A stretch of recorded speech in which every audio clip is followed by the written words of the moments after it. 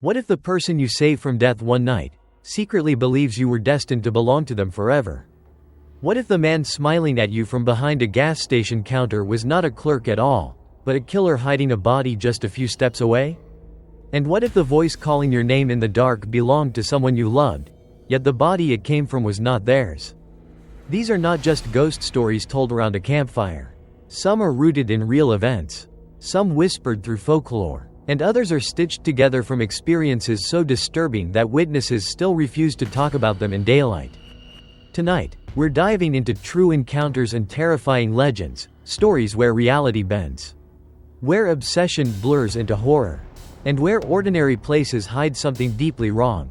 Stay until the very end, because each detail builds toward a truth more unsettling than anything you've heard before. I want you to picture this, a late September evening. The kind where the woods grow so quiet you can hear your own pulse louder than the leaves. A 21-year-old hunter sets out with his brand new night vision goggles, expecting nothing more than deer trails and the distant eyes of mountain lions. Instead, under a lone cottonwood in a clearing, he finds a girl, 17, still in her school uniform, flailing and choking from a rope around her neck. He cuts her down in a panic, the blade slipping just enough to leave a shallow mark on her throat. She collapses, sobbing, refusing to answer him, only staring at the night sky. What's unsettling isn't just her silence, it's that the clearing itself feels staged. Like something lured him there. He swears to this day that the forest grew colder the moment he heard her cry. When he carries her to the truck and rushes her to the hospital, the questions only multiply. Security footage shows him arriving at 2:17 a.m., carrying her limp body inside. Later, when police questioned her, her story matched his perfectly. No inconsistencies, no lies. But here's where it takes a darker turn. Investigators later found no footprints in the soft dirt beneath that tree, except his. The rope she'd been hanging from showed fibers that didn't match anything she owned. Almost as if someone else had been there, then erased themselves. Weeks later, the girl tracked him down. At first, she sent flowers, then boxes of Japanese candy, then letters filled with phrases like, "The gods brought us together." He thought it was just gratitude. But soon she began to show up uninvited, once even inside his house while he slept, whispering in Japanese over his nightmares. That's the kind of detail that chills me. Because gratitude doesn't explain it. Obsession does. Or maybe, something worse. Here's the part that haunts me most. Neighbors reported seeing a figure at his sliding glass door on nights he swore he was home alone. A pale outline, long hair, watching. Was it her? Or something that followed her back from that cottonwood tree? And yet, somehow, this story didn't end in tragedy. After a car accident nearly claimed her life, they reconciled. Today, they're married, raising children together, even laughing about the crazy way they met. But I can't shake the feeling. What if the cottonwood wasn't a coincidence? What if that night was never about saving her life, but binding their fates together in a way neither of them could escape? And that leads us to the next story, because sometimes, danger doesn't lure you into the forest. Sometimes, it waits in plain sight, behind buzzing fluorescent lights at a lonely gas station. It was supposed to be an ordinary stop, just snacks, gas, and a quick bathroom break on a lonely stretch of Utah highway. A father pulls into the lot with his wife, relieved to see a police cruiser parked outside. To most people, a patrol car means safety. But in this story, it meant something else entirely. Inside, the gas station was too quiet. The only sound was the buzz of the fluorescent lights, flickering in a way that made the walls look sickly green. At the counter stood a man pretending to be casual, but his hands never stopped fidgeting. My favorite detail? He was listening to a police radio, a real one, with dispatch chatter crackling low. That's not something you find in every corner store. When the father asked for the bathroom key, the man said, "You don't need one." His voice cracked. His eyes darted to the side. Trying not to panic, the father walked down the hall, past a curtain near the restroom. And there, sticking out just enough to be seen, were a pair of black police boots. Unmoving, perfectly still. That's the moment you realize you're in the wrong place at the wrong time. He froze, then forced himself to keep walking, pretending nothing was wrong. In the bathroom mirror, he practiced the calm face he would need to wear. Then he returned, took his wife's hand, and whispered, "Mark's waiting for us." Of course, there was no Mark. It was a lie meant to convince the stranger that someone was expecting them. They paid for their gas, smiled like nothing was wrong, and drove away with their hearts pounding in their throats. Now here's where it gets chilling. Later, when investigators were asked about this gas station, they admitted that one highway patrol officer never made it home that night. No official statement ever linked the two events. But think about it: the cruiser outside, the boots behind the curtain, the nervous man at the register with a police radio. The pieces fit together too well. And personally, this is the kind of story that makes me uneasy. Because the scariest part isn't what they saw, it's what they didn't. Who was behind that curtain? What would have happened if the father had pulled it back? We'll never know. But danger doesn't always hide behind curtains. Sometimes, it wears the face of someone you love, calling your name in the dark, trying to lure you into the water. And that takes us to our next story: the false father at the lake. It was supposed to be a quiet night in the cabin, the kind of evening where kids play cards. The fire crackles, and the woods outside fall into that heavy silence only autumn can bring. When his parents left for groceries, one boy stayed behind with his older sister. Nothing unusual, until nature called, and he had to walk out alone to the detached toilet by the lake. The path was short, but the air carried a strange heaviness, like something watching from between the trees. He remembers hearing a branch snap, then a splash. By the time he stepped out of the toilet, the woods had gone dead quiet. No frogs, no insects, no wind, just silence, pressing in on him. Then came the voice. "Come here." It was his father's voice, clear, familiar, impossible to mistake. He froze, because through the darkness, standing waist deep in the lake, was his father, or at least, something wearing his father's face. The figure's mouth stretched into a smile too wide, too stiff, and the most terrifying part? The water never rippled. The figure just stood there, motionless, as if the lake itself held him up. He wanted to believe it was real. But when he glanced back toward the cabin driveway, their car was gone. His parents weren't even home yet. In that instant, his blood turned to ice. This is where folklore slips in. Across North America, there are old stories of mimics, creatures that borrow the voices of loved ones to lure people into the woods or the water. In some cultures, they're tied to the Wendigo. In others, they're spirits of the drowned, forever hungry for company. And it makes me wonder, are these tales just old warnings, or did someone long ago see the same thing this boy did? Here's a detail that stuck with me. When the family returned later that night, the boy swore the grass near the lake was pressed down in long, heavy lines, like something had crawled out of the water. No footprints, no drag marks, just wide impressions leading back into the trees. Personally, I think this is the kind of story that lingers because it feels too possible. We all trust the voices we love, and that's what makes it so dangerous. What if the one thing you've always relied on, your father calling your name, is the very thing that pulls you under?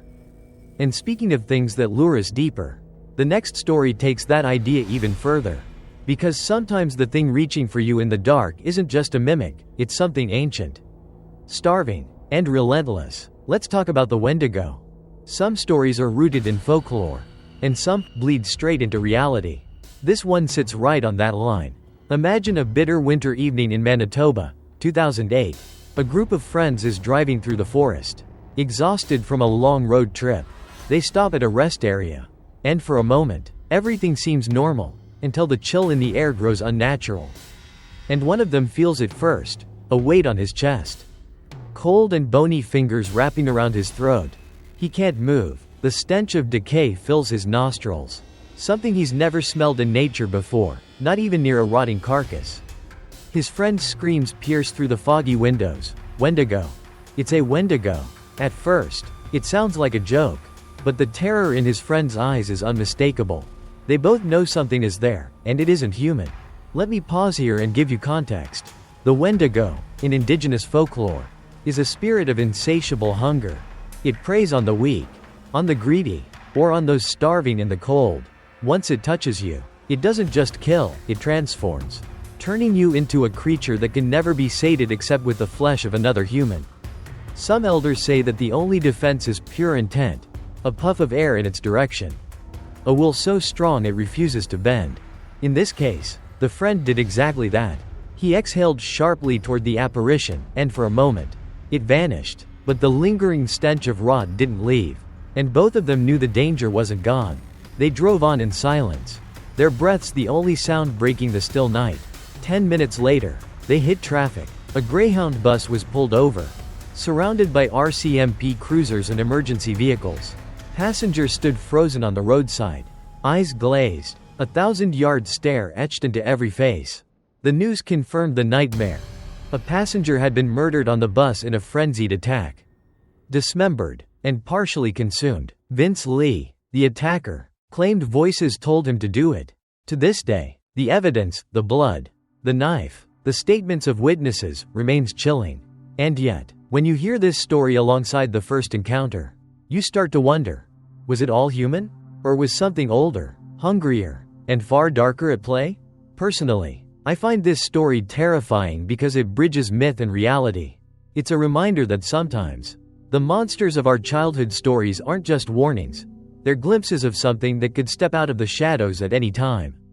And speaking of shadows that can't be shaken, our next story moves from ancient spirits to the very living, haunting presence of someone who refuses to let go, the entity in the nursing home hallway. Sometimes, the scariest things aren't in the woods or in some distant highway, they're right in front of you. In places you think are safe. I remember a story from a paranormal investigator, a woman who spent nearly 2 decades studying the unseen. She and her mother went to visit her grandmother in a nursing home. On the surface, it seemed ordinary, a freshly painted hallway, sunlight spilling across the lobby. But as soon as they turned down the side corridor toward the rec room, something shifted. She felt it first, a pressure on her temples she calls the head squeeze. It wasn't gentle, like a tap on the shoulder. It was forceful, invasive, making her dizzy, almost as if invisible hands were trying to bend her will. Her mother felt it too. What they call the push. A sensation like someone pressing into the small of your back, urging you forward, or maybe away, but always with intent. The hairs on their arms stood straight up. Goosebumps raced down their necks. Their stomachs churned. In the rec room, everything seemed normal. 2 women were playing with miniature poodles among glass finches in an atrium. But within seconds, the temperature dropped unnaturally. The light seemed dimmer, and shadows stretched across the floor in ways that didn't make sense. Then came the whispers, soft, almost human, yet indecipherable. Cameras in the rec room later recorded nothing unusual. Yet the feeling of presence was so strong the investigator says she nearly lost consciousness. This entity wasn't just a ghost, it was aggressive. The stronger they resisted, the stronger it became. The investigator described nausea, vertigo, and a crushing mental pressure, as if it was probing their fears and weaknesses. She and her mother recited protective rituals, commanded the entity to remain behind, and hurried outside. Only when they left the building did the oppressive sensation ease. Though traces lingered, a shadow in peripheral vision, the odd echo of footsteps where none should be. Personally, stories like this remind me that fear isn't always about what you can see. It's about what you feel, what the world refuses to explain. In my own experience, even the most scientific minds can't fully account for sensations like these. There's a line between logic and intuition, and sometimes, entities exist just beyond that line, testing the limits of your courage. And as unsettling as that encounter is, it's only the calm before the storm.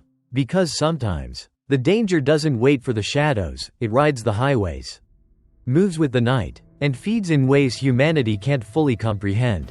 Next, we're stepping into the chilling reality of the Wendigo's appetite unleashed on a Greyhound bus. Some stories are whispered in the dark. Others are shouted through the speakers of your own nightmares. This one is the latter. Imagine a man, sitting alone in a dimly lit room, explaining not a crime of opportunity, but a deliberate, methodical obsession with fear itself. He confesses, almost casually, that he finds pleasure in terror, watching, manipulating, and recording. Every scream, every tear, every desperate glance becomes part of his ritual. He describes his work in a matter-of-fact tone, capturing victims, filming them, and distributing the footage on the dark web. People pay not just to watch but to direct, to dictate the hours, the methods, even the moments of mercy or cruelty. It's a system built entirely on the perversity of human curiosity. And the evidence is chilling: camera recordings, logs of live-streamed interactions, digital fingerprints tracing back to victims who may never be found. But here's what makes it truly terrifying. He isn't alone in this. There is a community of watchers, collaborators, and clients. People who willingly witness the suffering of others. And as much as it sounds like fiction, law enforcement records confirm that networks like this exist. That predators exploit technology to extend their reach beyond anything imaginable. Now, I know what you're thinking. This is unbelievable. But the proof isn't just in what he says, it's in what he does. Digital trails, abandoned storage devices, and testimonies from victims show a grim reality. Depravity doesn't hide in stories alone. It thrives in corners where most of us refuse to look. Personally, I find it terrifying not just because of what he does, but because it forces us to confront the uncomfortable truth that some parts of human nature are darker than any folklore or myth we've ever imagined. So, as we finish this journey through fear, from the girl beneath the cottonwood tree, to the man behind the curtain, to the lake that shouldn't hold your father's voice, to the Wendigo, and finally to the predator in the shadows, we're left with a single thought: danger isn't always far away. Sometimes, it's closer than you think, lurking in plain sight, in the woods, in the halls, or even online. If you felt the chill of these stories, pause for a moment and think, how would you react if the unexplainable touched your life? And if you want to uncover more stories that blur the line between reality and horror, make sure to subscribe, share, and comment your thoughts below. Because in this world, the only thing more frightening than the unknown is ignoring it.